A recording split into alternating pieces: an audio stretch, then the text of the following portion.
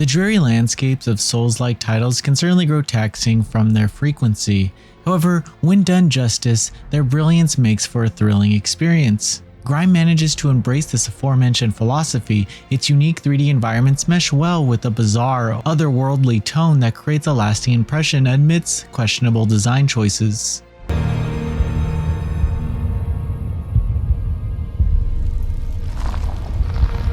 Grime has players explore an organically desolate world as a peculiar being made up of various rocks. The areas are full of odd creatures that instill a constant sense of uncomfortable identity within the thought-provoking environment. One of the title's inherent strengths is its tone that is constantly unnerving yet strangely compelling. The enemies and seemingly friendly NPCs embrace this mystifying appeal of the unknown that is never afraid or ashamed of itself. The gameplay is Souls-like with a refreshing emphasis on platforming and an enforced defensive combative style. When fighting, players can perform a counter if timed correctly, redirecting damage to an enemy or reflecting projectiles. Performing this maneuver also refills an orange gauge on the HUD, which grants heals. This mechanic is the crux of the combat and is worth relying on in almost every encounter. The wait-and-see approach to combat tends to feel engraved within this genre, but Grime's mythology retains aggression. Instead of countering being a supplement to the extended actions of swinging weapons, it is arguably the most vital component of the toolkit. The game begins with a stronger emphasis on this rather than the standard combat because countering also deals damage and ties into another mechanic, the traits.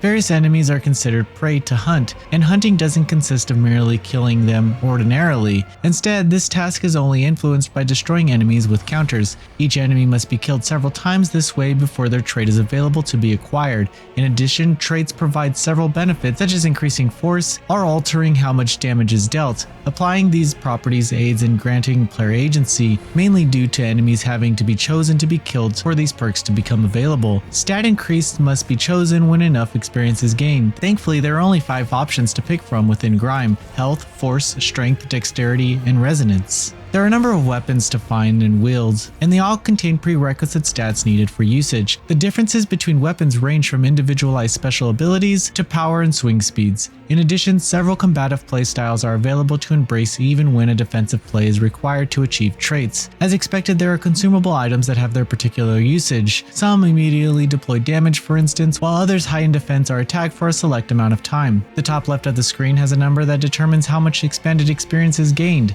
The number decreases when taking damage, so this is a light tense mechanic that aids to granting a moderately thrilling sense of being adept when untouched. All of these factors serve to make the gameplay a continually engaging affair and rarely dull. However, the boss battles in Grime can unfortunately be underwhelming. While specific enemy placement can be occasionally frustrating, such as picking up an item in a location where an enemy can ambush you, deaths will likely result from uncomplicated platforming or area contextual mishaps rather than legitimate feats of provocative challenge. In addition, the boss battles are straightforward in execution and lackluster. Their attack telegraphs and windups for abilities came off as too generous, only requiring a few attempts to comprehend. While I would much rather have a fair and transparently designed boss over broken ones, these battles only marginally impact the game's pace, making the fights somewhat unmemorable despite their awesome designs. Additionally, backtracking to areas after death from checkpoints never felt particularly frustrating, thanks to the compact size and the numerous shortcuts that can be opened and utilized after making benchmarks of progress. As noted earlier, the art style of Grime is exceptional due to its grim and surreal environments, coupled with the unconventional cast and the soundtrack that only amplifies the atmosphere. However, some of the menu sounds are missing, such as when making a decision on which stat to increase, or when backing out of a menu. While this may seem like a petty critique, having an auditory reinforcement alongside every action aids in a positive association, which this genre greatly needs. Lastly, the title's performance was a bit haphazard. Even when playing on the lowest graphical settings available, certain map areas lag, but this lack of optimization was never a game ruiner by any means, since it was always playable and never caused me any deaths.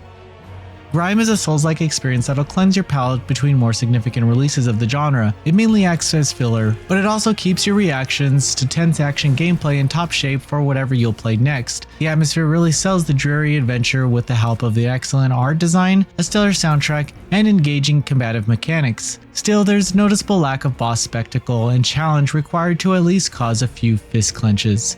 Noisy Pixel is giving Grime a 7.5 out of 10. Thank you for watching. Please read the full review at noisypixel.net. Noisy Pixel is run by a group of gamers who work hard to deliver news, reviews, previews, and more. Please subscribe to keep up with all our future content.